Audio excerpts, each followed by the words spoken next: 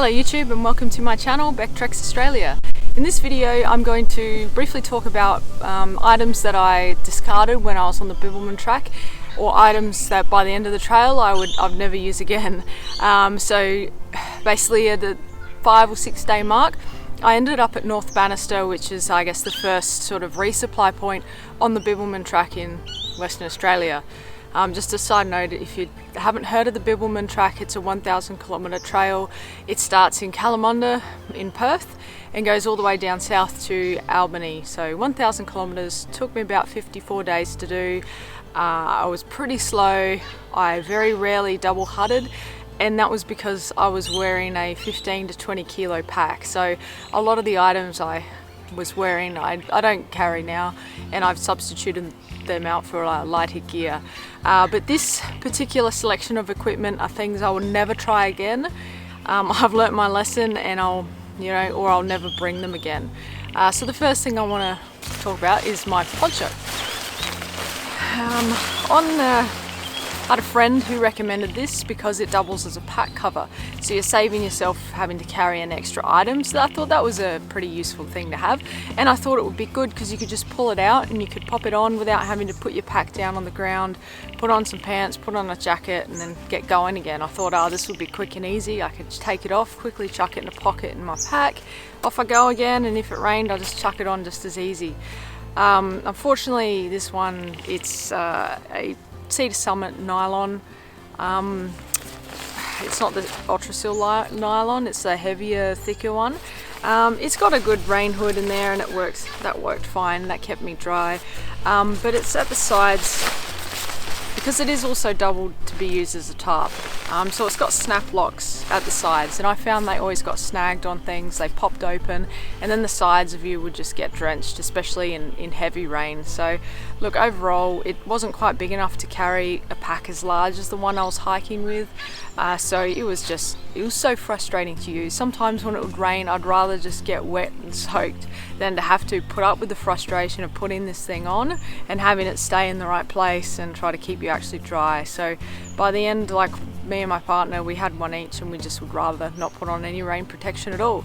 And that is completely contrary to what we like to hike. Like, we like to be dry, we don't like to get wet at all. So you know, that's saying something, that this poncho was that crap. So I'll never hike with one again. Instead I hike with the Helium 2 rain jacket and Helium pants, and I carry a Z-Packs large pack cover, and I find that combination works well. Yet to do a full review on them, simply because I haven't used them enough in proper rain. I've only had showers and, you know, times where it's not even worth putting the jacket on. So that's that. Alright, so the next item I wanted to talk about was an item my partner carried on the Bibbulmun. I told him not to, he doesn't need it and not to worry, but he insisted. He was a little concerned about safety on the trail. So what I have here is a small hatchet. He actually carried a machete, but I can't find it for this demonstration.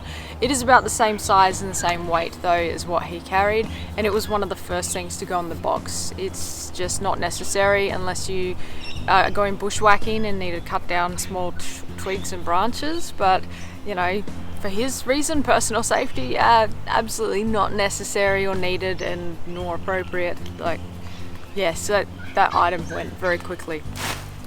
The next item I didn't expect I would want to get rid of, because I found wanting my phone charged and being available at all times for emergencies or to take photos and videos.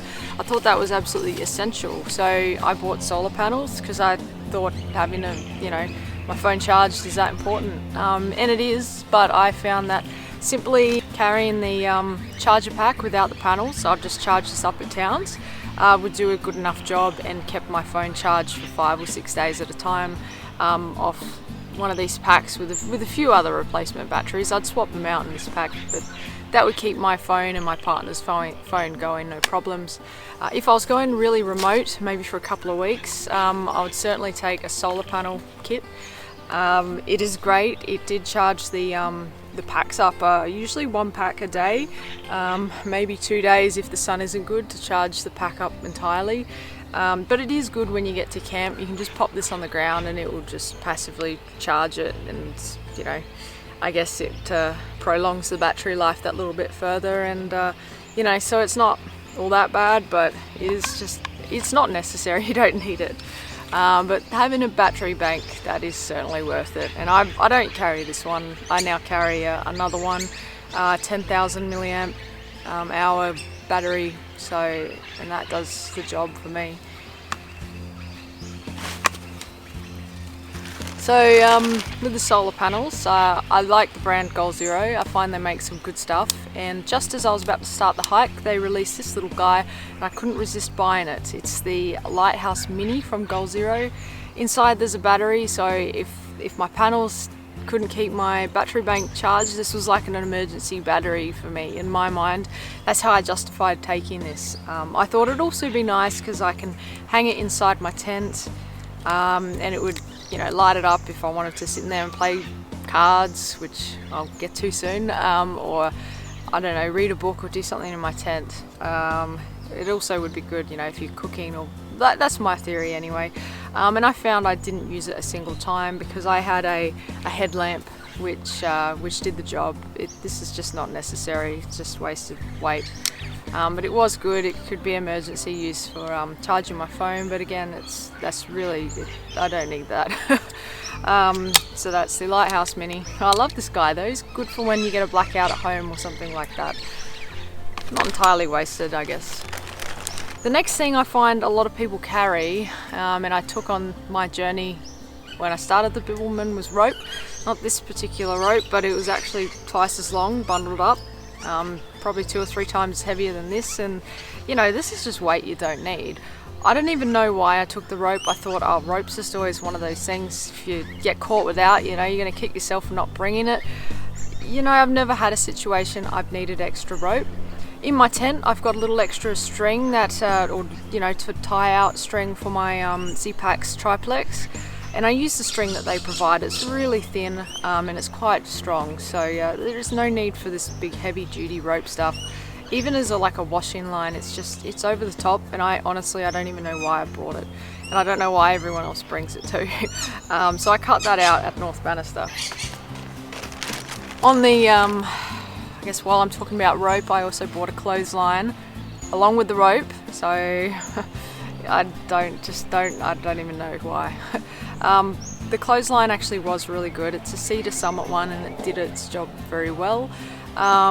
But really, like, if you do the washing, hang it off your pack the next day, or hang it off of a tree branch, or you know, hang it off anything really. You don't need a clothesline to hang up your clothes. Like, just get creative, and I enjoy doing that after I've sort of realized the kit and how I like to hike, and you know, tried these things out.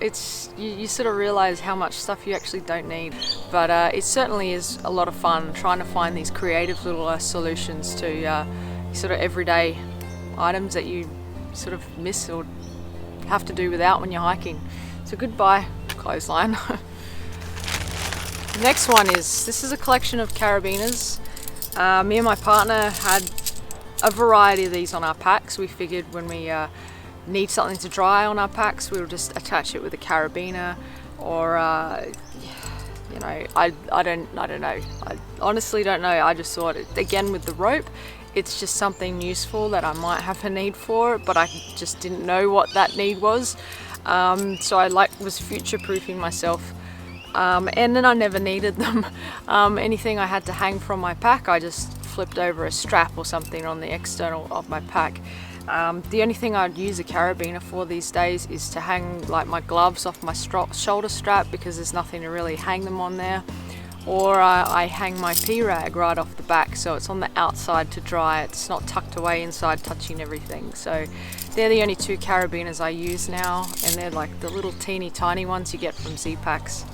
This weighs a lot, and it's not necessary and makes a lot of noise. Goodbye. So, I touched on this before, a deck of cards. Definitely don't need these. You have more than enough entertainment out there. You have a campfire to build, and if it's wet, it's even more challenging, so that can keep you busy for hours. you know, other than that, when you're on the trail, you meet people and you just talk and have conversations with them. You're not going to pull out a deck of cards and play with them. And my partner, like, I'd rather just sit and talk to him, or, you know, just relax, as opposed to think about playing a card game with him. That's honestly, this is the last thing we wanted to do. And we enjoy playing cards at home every now and then, or with friends, but on the trail, like, I don't know, the need or the want to play cards just vanished, I guess, because you've just got, I don't know, you're in a different environment, you got better things to do. The next item, this is an item that I've replaced at the end of the Bibbulmun track, and this is the Gerber Bear Grylls knife. This was overkill. I thought, you know, again, I don't even know what I thought, like, a knife's a knife. I wanted a knife, I went out and bought a knife. This was at Anaconda, and I thought, oh yeah, that was pretty useful. It's got a little serration on there, and it's got a sharper blade. It'd be good for cutting into my food or cutting rope.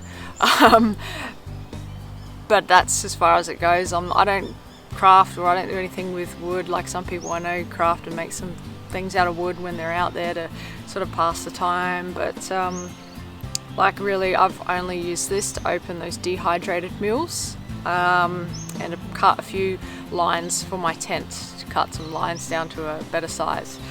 And yeah, that's all I've ever used my knife for, really. So this guy is quite heavy and certainly not worth the weight. On that note, while I'm talking about the knife, this is the one I have replaced it with.